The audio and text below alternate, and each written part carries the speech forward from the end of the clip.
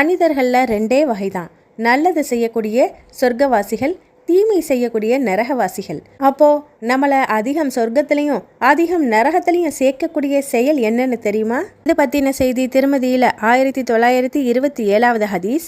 பெருமளவு மனிதர்களை சொர்க்கத்தில் சேர்க்கிறது எது அப்படின்னா இரையச்சமும் அழகிய நற்குணமும் ஆகும்.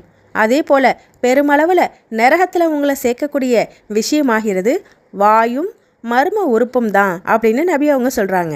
நன்மை செய்யும்போது இறைவன் எப்படி நம்மளை பார்க்குறான்னு நினைக்கிறானோ அதே போல் தீமை செய்யும் போதும் இறைவன் நம்மளை கண்காணிச்சுக்கிட்டு இருக்கான் அப்படிங்கிற அந்த இரையச்சமும், இன்னும் சக மனிதர்களோடு இணக்கமாகவும் நல்ல குணத்தோடமும் அவங்க கிட்ட நடக்கிறதின் மூலம் நம்மளை இவைகள் சொர்க்கத்தில் சேர்க்கும் அப்படின்னு நம்பணும். அதே போல் நாம் பேசக்கூடிய வார்த்தையாகட்டும், உடல் உறுப்புகளாகட்டும், இது எல்லாத்தையும் பேணி பாதுகாத்துக்கிட்டு நம்மளோட செயல்பாடுகளை சரி பண்ணலைன்னா இதுவே நாம் நரகம் செல்றதுக்கு காரணமாகவும் அமைஞ்சிரும்.